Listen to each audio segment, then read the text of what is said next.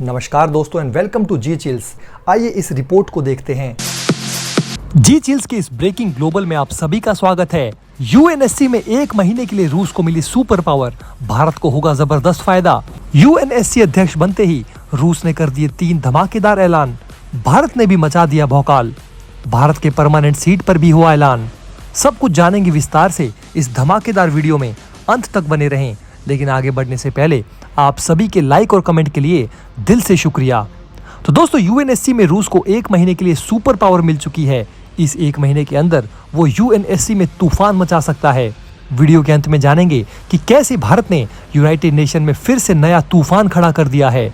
UNSC अध्यक्ष पद संभालते ही रूस ने 3 धमाकेदार ऐलान कर दिए हैं। रूस के इस ऐलान से अमेरिका चारों खाने चित हो जाएगा और पश्चिमी देशों को भी जबरदस्त झटका लगेगा। लेकिन इसी बीच भारत ने भी अपने तेवर साफ कर दिए हैं।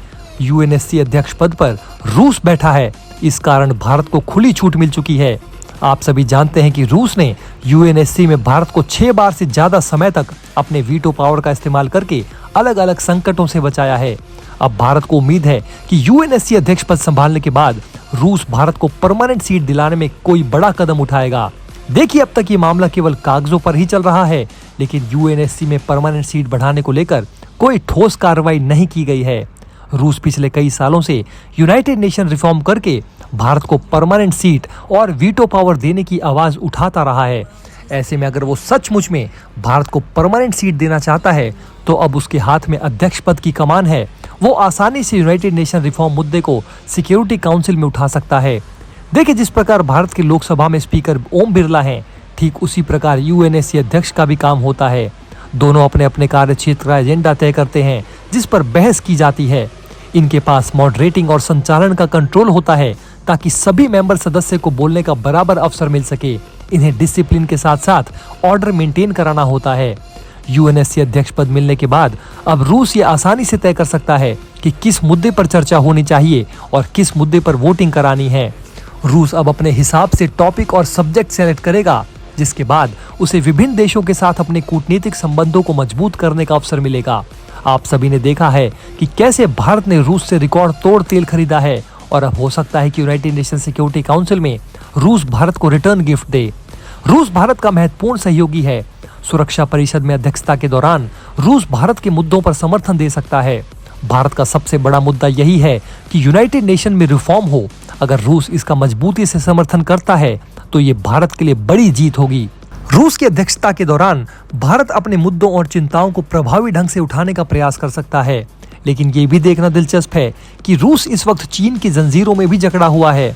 ऐसे में रूस चीन के खिलाफ जाकर यूनाइटेड नेशन में भारत को फायदा पहुंचाएगा या नहीं, इसके बारे में मैं आपसे जानना चाहूंगा। फिर भी रूस को अध्यक्ष पद पर देखकर भारत ने जमकर बवाल मचाया है। आखिर क्या क्या हुआ है, सब कुछ जानेंगे विस्तार से। लेकिन उससे पहले आइए जान लेते हैं कि यूएनएससी में रूस ने कौन सा नया बखेड़ा खड़ा कर दिया है। देखिए, आप सभी जानते हैं कि सुरक्षा परिषद में टोटल 15 मेंबर होते हैं। हर महीने सुरक्षा परिषद की अध्यक्षता एक देश से दूसरे देश को ट्रांसफर की जाती है। इस महीने रूस ने साउथ कोरिया से अध्यक्षता ले ली है, जिसने जून महीने में यह पद संभाला था। इस तरह से रूस को हर 15 महीने में एक बार यूएनएससी अध्यक्ष बनने का मौका मिलता है। इस महीने के दौरान कई महत्वपूर्ण मुद्दों पर चर्चा होने वाली है जो वैश्विक शांति और सुरक्षा के लिए बेहद अहम है। अध्यक्षता संभालने के बाद संयुक्त राष्ट्र में रूस के राजदूत वसीली नेबेंजिया ने गाजा पट्टी की स्थिति को लेकर अमेरिका की आलोचना की है। ये रूस का बहुत बड़ा मास्टर स्ट्रोक है। अब तक गाजा मुद्दे पर अमेरिका बचता आया था, लेकिन अब रूस इस मुद्दे को जमकर उछालेगा और यूक्रेन मुद्दे को दबा देगा। यूनाइटेड नेशन में गाजा का मुद्दा उठाकर रूस मुस्लिम देशों का भी दिल जीत सकता है, जो अमेरिका से लगातार नाराज चल रहे हैं।